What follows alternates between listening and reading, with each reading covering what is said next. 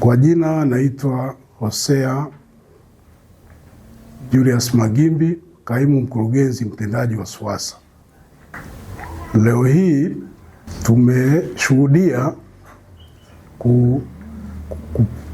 kurejeshwa kwa betri za mita za kupima flow ya maji, na mita hizi ilikuwa ni mojawapo ya vifaa ambavyo vilikuwa kwenye mkataba wa manunuzi uliokuwa unatekelezwa na mzabuni, na vilikosekana katika mizigo ambayo mzabuni alitakiwa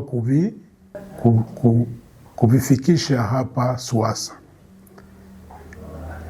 TAKUKURU waliweza kuligundua hili na kulifuatilia, jambo ambalo lilisababisha aliyekuwa mkuu wa kitengo cha ununuzi SUWASA, ndugu Anthony Kenyuko, akaweza kurejesha betri hizo, na leo zimekabidhiwa rasmi SUWASA, na tayari kitengo cha manunuzi kimekabidhiwa ili ziweze kufungwa kwenye sehemu husika za kwenye mabomba ya mgao wa maji, na betri hizi zitasaidia kupima maji ambayo yanaenda kwa wateja na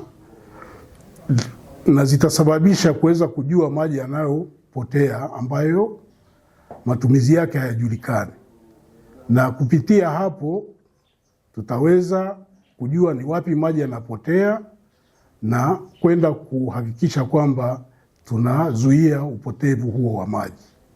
Taasisi hii ya TAKUKURU naipongeza kwa kazi kubwa iliyoifanya kuhakikisha hizi betri zinarudi, na pia natoa wito kwa wananchi kuwaunga mkono haya juu ya rushwa, na lazima tuelewe kwamba kuzuia rushwa ni jukumu lako na langu. Tutimize wajibu wetu kuhakikisha maendeleo yanapatikana katika Tanzania yetu. Kwa majina naitwa Musa Ramadhani Koko, kwa niaba ya kamati ya ukaguzi na mapokezi ya betri ambazo zimerejeshwa na ndugu Bwana Anthony Kenyuko, ambaye aliyekuwa mkuu wa kitengo cha manunuzi. Amezirejesha, tumezikagua kama kamati, tumekagua kama zilivyokuwa zimeainishwa, tumezijaribisha kama zinafanya kazi, tumeona ziko sawa kwa matumizi. Sisi kama watumishi ambao tuliteuliwa kwa ajili ya kamati ya kuzikagua, kuzihakiki, tumeona ziko sawa kama mkataba unavyosema.